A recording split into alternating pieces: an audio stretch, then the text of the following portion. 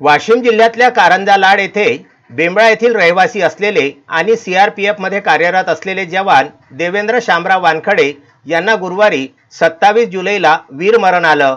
ते त्रिपुरा येथे कर्तव्य बजावित होते। देवेंद्र वानखडे हे एका सामान्य कुटुंबातील असून त्यांनी 29 वर्ष देशसेवा केली।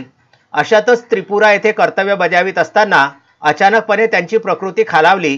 तेथील रुग्णालयामध्ये उपचारादरम्यान त्यांचं निधन झालं। त्यांच्या निधनाची बातमी कळताच संपूर्ण जिल्ह्यावर शोककळा पसरली। 28 जुलै रोजी दुपारी 1 वाजता त्यांच्या जन्मगावी बेंबळा येथे त्यांच्या पार्थिवावर शासकीय इतमामामध्ये अंतिम संस्कार करण्यात आले। यावेळी त्यांना अखेरचा निरोप देण्यासाठी हजारोचा जनसागर उसळला होता। प्रत्येकाने जड अंतःकरणाने त्यांना निरोप दिला। जवान देवेंद्र वानखडे यांचे पार्थिव गावात दाखल होताच अनेकांनी अंत्यदर्शनासाठी गर्दी केली। त्यानंतर हजारोंच्या उपस्थितीमध्ये त्यांची अंतिम यात्रा काढण्यात आली। यावेळी जवान देवेंद्र वानखडे अमर रहे अशा घोषणांनी परिसर दणाणून गेला होता।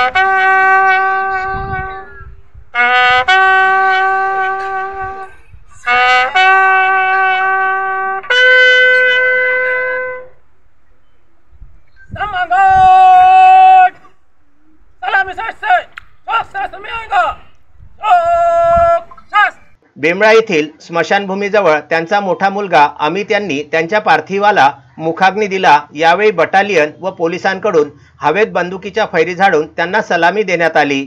त्यांच्या अंतिम संस्काराच्या वेळी तहसीलदार कुणाल झालटे यांच्यासह महसूल विभागाचे कर्मचारी, धनस पोलीस स्टेशनचे ठाणेदार योगेश इंगळे यांच्यासह पोलीस कर्मचारी, इतर अधिकारी आणि कर्मचाऱ्यांची उपस्थिती होती।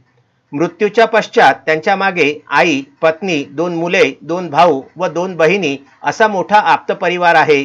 एक कर्तव्यनिष्ठ सैनिक म्हणून त्यांची ओळख असल्याने त्यांच्या निधनामुळे संपूर्ण जिल्ह्यावर शोककळा पसरली आहे। अक्षय लोटे, विदर्भ न्यूज, कारंजा लाड।